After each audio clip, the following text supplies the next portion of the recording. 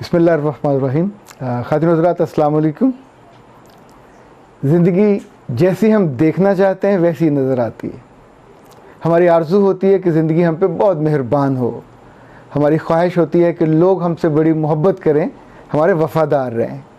अच्छा, वफ़ा चाहिए तो वफ़ा देनी भी होती। ये जो बीजेंगे वही काटेंगे। कुछ अर्से पहले मुझे फालिया जाने का इत्तेफाक हुआ। फालिया मंडी बहाउद्दीन का एक कस्बा है, तहसील है। जो हमारे मेज़बान थे वो अपने ड्राइवर के साथ मुझे लेने हेड कादराबाद पे आए। अच्छा, हेड कादराबाद बड़ी ख़ास जगह है। जांगलूस एक बड़ा नावल था, शानदार, शौकत सिद्दीकी साहब ने लिखा था, और वो उसका जो हीरो था वो इसी हेड के आसपास उसकी ज़मीनें और वो हिंदुस्तान से आया था। बड़ा मज़े का नावल था ये। खैर, हुआ ये कि वो जो ड्राइवर थे वो भी एक महबूब सिफ्त ड्राइवर था। उसने वहाँ से हमें लिया और हम वहाँ वापस पहुँचे। उससे एक दो मुलाकातें हुई। बहुत कम होता है कि लोग अपने नाम जैसे हों। दुनिया में ये तो आपने सुना होगा कि बड़े बड़े लोग, बड़े बड़े अदारों के सरबराह, बिजनेसमैन, सरकारी अफसर जब रिटायर होते हैं या अपना काम छोड़ के जाते हैं तो उनके लिए रेफरेंस होते हैं। तारीख़ में शायद पहली दफ़ा हुआ होगा कि फालिया में एक ड्राइवर का रेफरेंस हुआ जिसमें पूरे शहर के लोग, अहले इल्म, अहले खैर और अहले मोहब्बत सभी शरीक हुए। ये ड्राइवर जिसका नाम महबूब था, हमारे दोस्त के पास पिछले 12 साल से काम कर रहा था। उससे पहले ये किसी ऐसे अदारे के साथ था जो गाड़ी रेंट पे देते हैं, और उसी दौरान इन दोनों का ताल्लुक़ पैदा हुआ। अच्छा, मोहब्बत को मोहब्बत खींचती, जैसे कहते हैं ना, माया को खींचे माया कर कर लंबे हाथ। ऐसे जो रूह होती है इंसान की, जितनी अच्छी होती है, जितनी मोहब्बत करने वाली, आई बिलीव कि उसको वैसे ही लोग मिलते हैं। एक रोज़ जब हमारे इस दोस्त के पास अपनी गाड़ी आई तो उन्होंने उस ड्राइवर को, जिसका नाम महबूब था, बुलाया और कहा कि अब तुम मेरे साथ काम करोगे। पूछा कितनी तनख्वाह लेते हो? उसने कहा 1500। कहा कमीशन कितना बनता है? कहा 3000। अगला सवाल ये था कि ऊपर से दिहाड़ी कितनी लगाते हो? उसने कहा 3-1000, वो भी लगा लेता हूँ। कहा कि चूँकि ये कस्बा हमारा है, जब शादियों पे तुम्हारी बुकिंग होती है और तुम शादियों पे जाते हो तो वापसी पे जो हार वगैरह होते हैं गाड़ी के ऊपर सजे हुए, वो भी बेचे जाते हैं।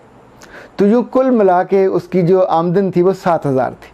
इन्होंने उससे कहा कि मैं तुम्हें 10,000 माहाना दूंगा, लेकिन तुम्हें सिर्फ मुझसे एक वादा करना होगा।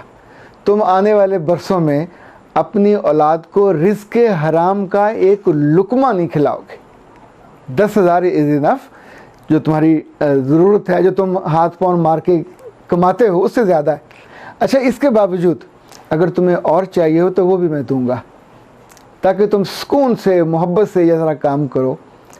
और ख़ातिन हज़रात, आप हैरान होंगे कि अगले 10-15 साल उस महबूब ने कभी ज़िक्र भी नहीं किया कि मेरी तनख्वाह बढ़ा दें। अच्छा, इतना ताल्लुक़ था, इतनी मोहब्बत थी और इतना एक उनके साथ उसका वालिहानापन था कि इस साल के शुरू में वो उम्रे से वापस आए तो उनके दिल में घंटी बजी कि मैं हज पे भी जाऊं। अच्छा, नॉर्मली ये रब की मर्ज़ी के बिना घंटी नहीं बजती। उन्होंने अपने अकाउंट्स देखे, वहाँ पैसे कम थे। अच्छा, फिर जो कम खर्च वाला हज होता है उसकी तारीख़ गुजर चुकी थी।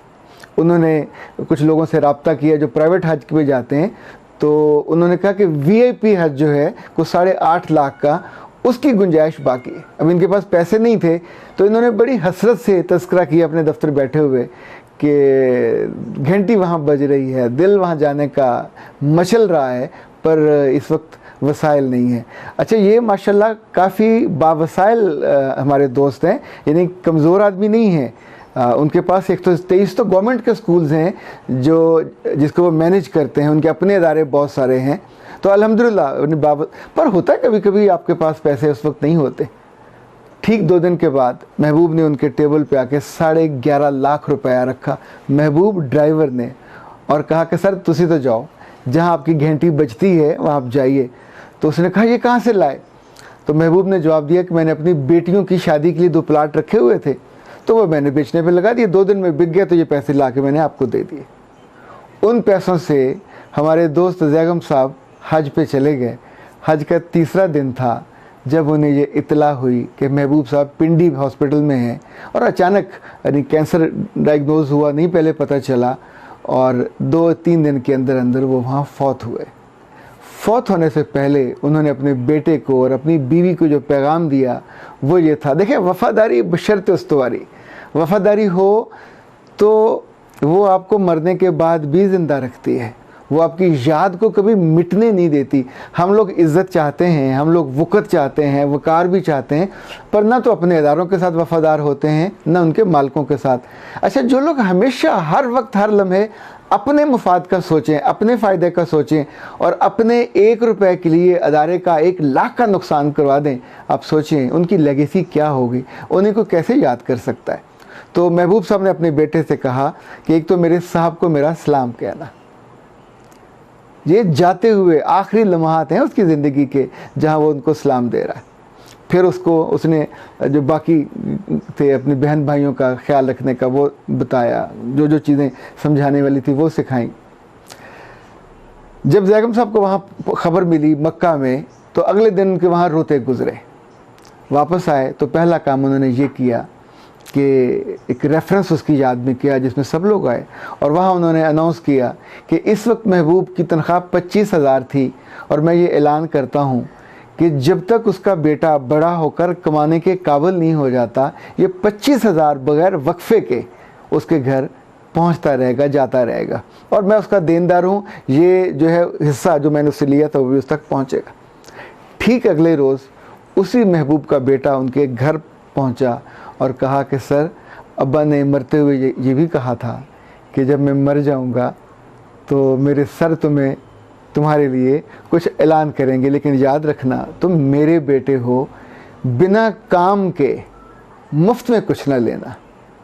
मैंने सारी उम्र उनके कहने पे रिज़्क़े हलाल कमाया, मैंने उनसे मोहब्बत की और मोहब्बत पाई, तो तुम अपने रब पे पूरा यकीन रखना और उनसे कहना कि सर मुझे काम बताइए, काम करूँगा तो जो आप ऐलान करेंगे मैं वो लूँगा। ज़ैगम साहब जब जिस लम्हे मुझे ये पूरी रुदा सुना रहे थे तो उनकी आंखों में आंसू थे, उनके लफ्ज़ भी रो रहे थे और उनके होंठ उस लम्हे कपकपा रहे थे।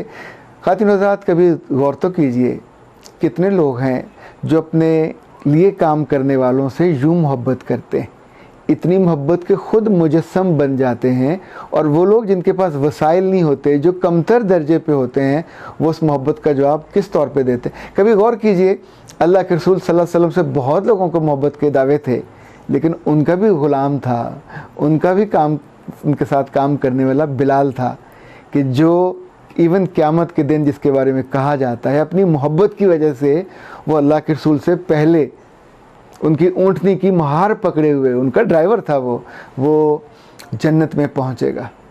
मेरी आरज़ू है, मेरी ख्वाहिश है, जब इस तरह की बात मैं सुनता हूँ, यकीन मानिए इंसानों पे मेरा यकीन और बढ़ जाता है। रब ने ऐसे ऐसे शानदार हीरे इस दुनिया में पैदा किए, हमारे आसपास होते हैं, हम उनको डिस्कवर नहीं करते, हम उनकी कदर भी नहीं करते। हम हमेशा अपनी कदर करवाना चाहते हैं। आप जिस लम्हे दूसरों की कदर करना शुरू कर देंगे तो रब आपके दिल को बड़ा कर देगा, वसीअ ज़र्फ़ कर देगा, वसीअ क़ल्ब कर देगा, और यकीन मानिए वो लोग आप पे जान निछावर करेंगे कि जिनके पास वसाइल भी नहीं होते।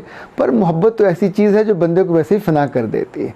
वो अपने आप को, वो जो कहते हैं ना कि अपनी खाल उतार के उसके जूता बना के पहनाने के लोग उस पर हो जाते हैं, आमादा हो जाते हैं।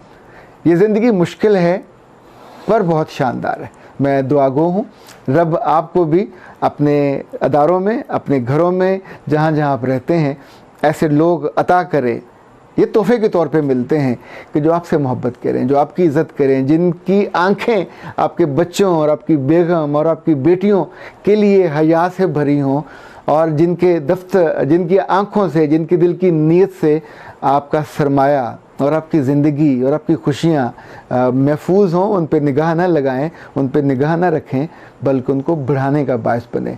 महबूब सलामत यहाँ भी रहा, मेरा रब उसको वहाँ भी सलामत रखे, वहाँ भी महबूब रखे, और हम सब को भी हमारी ज़िंदगियों में कोई ना कोई महबूब अता करे। अस्सलामु अलैकुम व रहमतुल्लाह।